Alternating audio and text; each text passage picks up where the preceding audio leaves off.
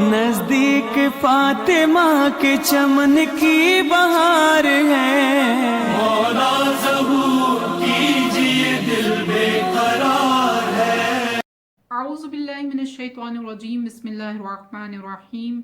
نحمدہ و نصلی علی رسولہ الکریم و آلہ الطیبین الطاہرین المعصومین المظلومین۔ محترم ویورز، ہم امام مہدی اجل اللہ تعالی فرجہ الشریف کے کمپینینز اور ان کے اصحاب کی صفات کو سورہ مائدہ کی آیت نمبر 54 کے ذیل میں سمجھنے کی کوشش کر رہے ہیں۔ اس میں سے پہلی خصوصیت کہ جس کا ہم نے ذکر کیا وہ یہ کہ یہ افراد یحبہم و یحبونہ، یہ پروردگار کو دوست رکھتے ہیں اور خداوند متعال ان کو دوست رکھتا ہے۔ دوسری خصوصیت، مومنین کے سامنے عاجزی اور انکساری کا مظاہرہ کرتے ہیں، لیکن یہی افراد جب میدان جنگ میں جاتے ہیں تو تیسری خصوصیت کو یہاں بیان کیا گیا، آئر کرنے والوں کے ساتھ جلال کا مظاہرہ کرتے ہیں۔ وہی افراد کہ جو جب کسی کی مدد کی بات آتی ہے تو وہ اس کی عزت نفس کا خیال رکھنے والے ہیں، وہ رات کی تاریکی میں غذا کو مہیا کر دیتے ہیں اور کوئی نہیں جانتا کہ کون سا شخص ہے کہ جو ہر شب آ کر ان کے گھر میں کھانے کو مہیا کر دیتا ہے۔ یہی افراد جب میدان جنگ میں اترتے ہیں تو بہت ہی قوت اور طاقت کے ساتھ، کبھی خیبر کے میدان میں، کبھی جنگ بدر میں، کبھی حنین میں، کبھی میدان کربلا میں اپنا کردار ادا کرتے نظر آتے ہیں اور عزت علی الکافرین، کافروں پر غلبہ کرنے والے ہیں۔ تو یہ خصوصیت امام مہدی کے اصحاب کے اندر بھی موجود ہوگی اور وہ بڑی طاقت اور قوت کے ساتھ انکار کرنے والوں کا مقابلہ کریں گے۔ چوتھی خصوصیت، یجاہدون فی سبیل اللہ، یہ پروردگار کی بارگاہ میں جب اپنی کوشش کو پیش کرتے ہیں تو یہ کوشش صرف اور صرف اس کی رضا کے حصول کے لیے ہوتی ہے۔ یہ بڑا ضروری ہے کہ انسان جو کام کر رہا ہے کہیں ایسا تو نہیں ہے کہ وہ فی سبیل نفسی، یعنی اپنی نفس کی خاطر کر رہا ہو، اپنی جان کی خاطر اور اپنی عزت کی خاطر کر رہا ہو۔ یجاہدون فی سبیل اللہ کا نہیں، یہ افراد جو بھی کوشش کریں گے وہ کوشش خدا کی راہ میں ایک اہم کردار ادا کرنے کی اعتبار سے ہوگی، اور یہ فی سبیل اللہ کاوش اور کوشش کے اندر یہ کسی قسم کی ملاوٹ نہیں کریں گے۔ پانچویں جو چیز ہمیں نظر آتی ہے، جب بھی کوئی شخص اللہ کی راہ میں محنت کرنا چاہتا ہے، کاوش کرنا چاہتا ہے، کوشش کرنا چاہتا ہے تو اسے مختلف الزامات کا، مختلف تہمتوں کا سامنا کرنا پڑتا ہے، لیکن ان کے اندر یہ خصوصیت ہے، وَلَا يَخَافُونَ لَوْمَةَ لَائِمٍ، یہ کسی سرزنش کرنے والے کی سرزنش سے خوفزدہ نہیں ہوں گے۔ یعنی ان کی وہ استقامت ہمیں نظر آئے گی اور یہ افراد کسی بھی طرح سے ان تہمتوں کے سامنے سر تسلیم خم نہیں ہوں گے۔ اس کو ہم سیرہ پیغمبر گرامی میں بھی واضح طور پر دیکھتے ہیں اور اہل بیت کی سیرہ سے بھی سمجھنے کی کوشش کرتے ہیں۔ آپ دیکھیے رسول گرامی کو کس طرح کی تہمتوں اور الزامات کا سامنا کرنا پڑا، لیکن رسول گرامی کی کوشش اور کاوش میں کسی بھی قسم کی کمی نہیں آئی۔ جناب فاطمۃ الزہرا سلام اللہ علیہا جب گریہ فرماتی ہیں تو وہ گریہ کے جو ایک قسم کا قیام ہے اور ولایت کے حق کے پیغام کو آپ اور اس کی آواز کو بلند کرنا چاہ رہی ہیں، اس پر جہاں پر آ کر آپ کی دلجوئی نہیں کی جاتی، وہیں آپ کو سرزنش کی جاتی ہے اور کہا جاتا ہے کہ یا علی، ہم فاطمہ کے گریے کی آواز کی وجہ سے سو نہیں پاتے ہیں۔ یہاں بی بی ان سرزنش کو اور اس الزام کی بنیاد پر پیچھے نہیں ہٹتی ہیں اور جناب فاطمۃ الزہرا استقامت کے ساتھ حق ولایت کا دفاع کرتی نظر آتی ہیں۔ اسی طرح سے ہمیں مختلف اصحاب کے اندر بھی یہ خصوصیت نظر آتی ہے کہ وہ استقامت کا مظاہرہ کرتے ہیں۔ جناب ہمارے یاسر کے حوالے سے، جناب حضرت بلال کے حوالے سے یہ استقامت ہمیں نظر آتی ہے۔ ایک صحابی امام جعفر صادق علیہ السلام کی بارگاہ میں آئے، محاربی ان کا نام بیان کیا گیا، اور امام سے کہنے لگے کہ مولا میں جب لوگوں کے سامنے آپ کے مناقب بیان کرتا ہوں اور امام حسین کی زیارت کی فضیلت کو بیان کرتا ہوں تو کچھ افراد میرا مذاق اڑاتے ہیں۔ تو امام نے ارشاد فرمایا، دع الناس، لوگوں کو ان کے حال پر چھوڑ دیجئے، یذہبون حیث شاءوا، دع الناس یذہبون حیث شاءوا، لوگوں کو ان کے حال پر چھوڑ دیجئے اور یہ دیکھیے کہ ہم آپ سے کیا چاہتے ہیں۔ اصحاب امام مہدی کی خصوصیت اور صفت کے طور پر بیان کیا گیا کہ وہ سرزنش کرنے والوں کی سرزنش سے خوفزدہ ہونے والے نہیں ہیں۔ حضرت نوح علیہ السلام کے حوالے سے اگر ہم دیکھیں، 900 سال سے زیادہ آپ نے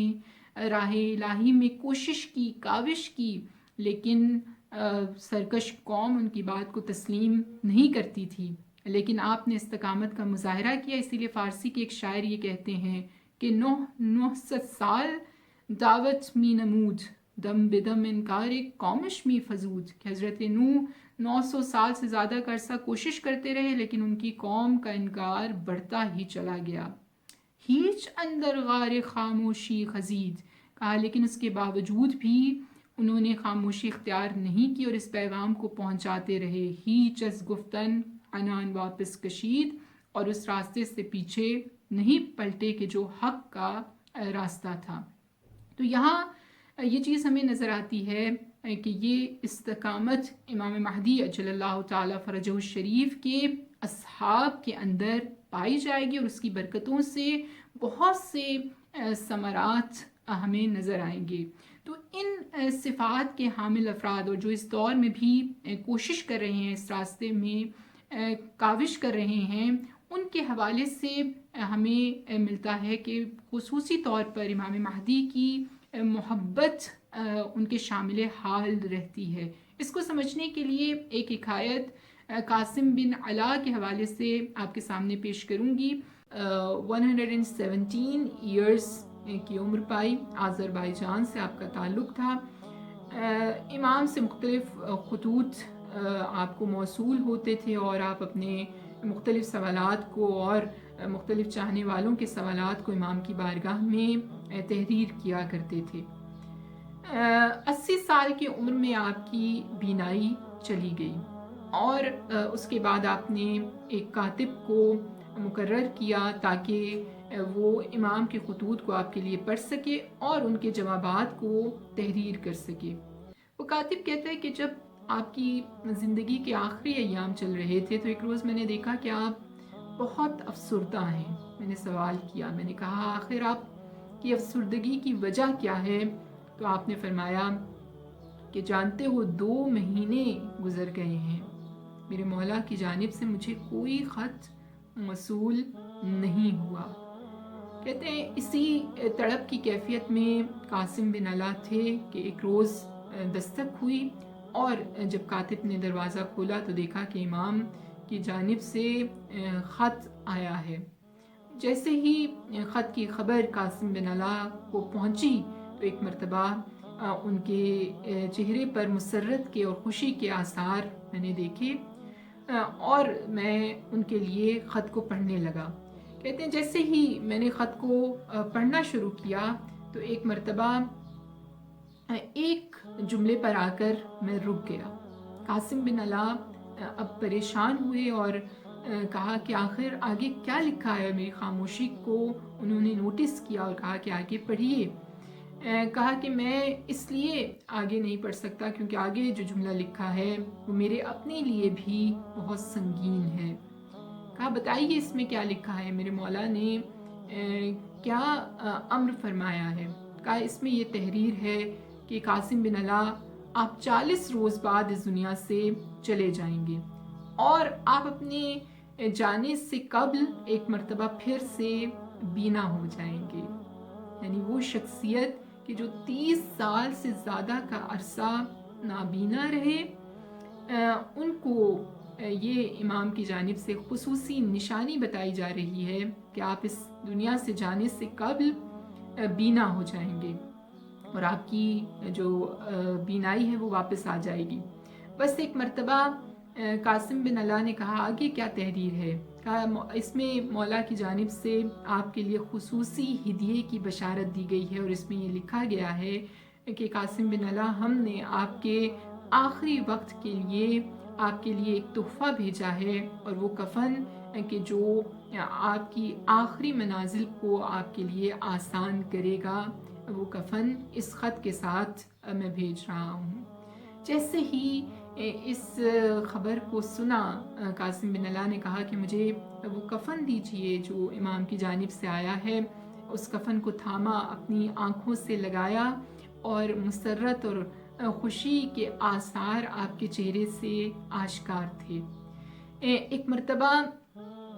قاسم بن اللہ نے کہا مجھے یہ خط دیجئے۔ خط کو لیا اور لے کر اس شخص کے پاس پہنچے کہ جو عموماً قاسم بن اللہ سے بحث کیا کرتا تھا اور اہل بیت سے بغض رکھتا تھا، اور ان کے حوالے سے اور ان کی باتوں کے حوالے سے شک کا شکار تھا۔ کہا دیکھیے امام نے اس خط میں کیا تحریر کیا ہے۔ اب جب اس نے اس خط کو پڑھا تو ایک مرتبہ پھر تمسخر کرنے لگا اور مسکرانے لگا اور کہا کہ میں اس بات پر یقین نہیں کر سکتا۔ کہا کہ 40 روز ہیں، تجربہ کرنے میں تو کوئی حرج نہیں ہے، اگر 40 روز بعد میں اس دنیا سے چلا گیا تو تم امام پر یقین کر لینا اور اس امر اور اس حقیقت کو مان جانا۔ عبد الرحمن نے کہا اگر ایسا ہوا تو یقینی طور پر میں اس شخصیت پر اعتقاد پیدا کر لوں گا، اور میرے اندر جتنے شکوک و شبہات ہیں یہ اس کے جواب کے لیے کفایت کرتا ہے۔ کہتے ہیں جیسے ہی دن گزرتے رہے عبد الرحمن کے اندر بھی ایک تجسس پیدا ہوتا چلا گیا، اور قاسم بن اللہ کیونکہ امام کی بات پر اعتقاد اور یقین رکھتے ہیں تو ان کی خوشی بڑھتی چلی گئی، یہاں تک کہ ایک روز آپ بیدار ہوئے تو آپ نے دیکھا کہ دنیا کے وہ مناظر جو آپ کئی سال سے نہیں دیکھ پا رہے تھے، آپ ان مناظر کو دیکھ پا رہے ہیں، اور آپ کی بینائی واپس آ گئی ہے۔ کہتے ہیں کہ مختلف ڈاکٹرز نے آ کر آپ کی آئی سائٹ اور آپ کی روشنائی کے واپس آنے کے حوالے سے تصدیق کی اور اس کو ویریفائی کیا کہ آپ واقعاً